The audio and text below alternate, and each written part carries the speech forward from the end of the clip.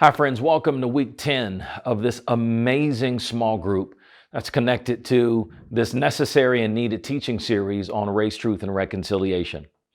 Now, before I get into the big idea for this week, let me first of all thank you for being a part of this small group journey.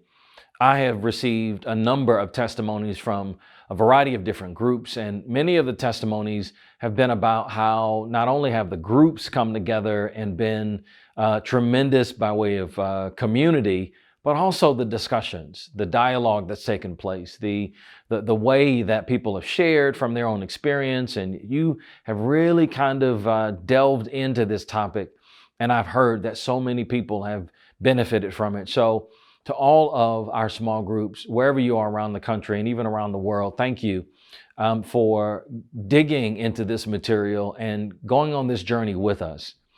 This is the kind of teaching series that if your heart is open, you'll never ever be the same again.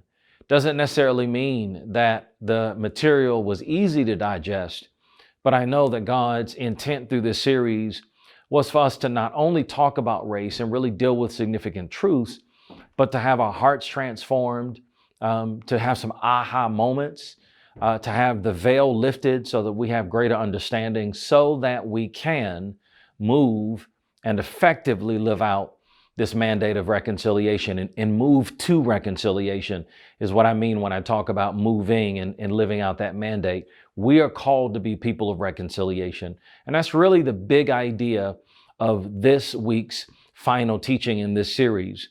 Now, last week we talked about the fact that reconciliation costs, but the real intent of this week's message was really about how do we live out this mandate of reconciliation? Paul gives it to us.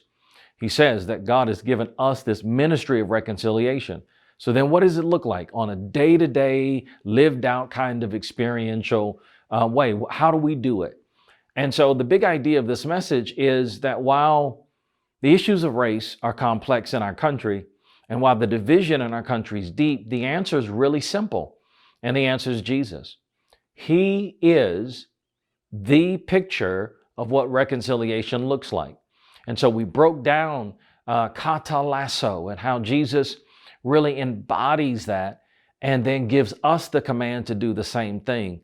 So there's a lot that I know you can dialogue about in this week's final teaching, at least a small group gathering around this teaching. So I want to encourage you to do it. I want to encourage you to wrestle with what Jesus's life models for us and what that means not only for reconciliation when it comes to race, but reconciliation in a variety of ways on your job, in your home, in your marriage.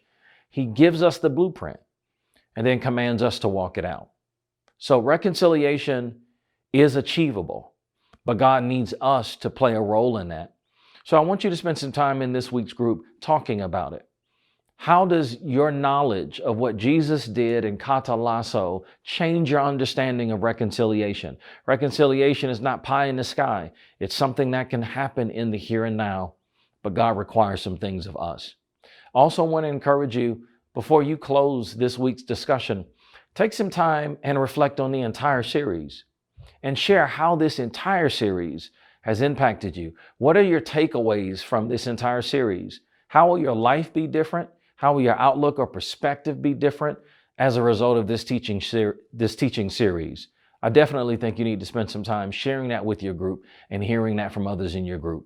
Listen, it's been great to walk with you on this journey. My life has forever been changed, and I hope yours has as well. Take care.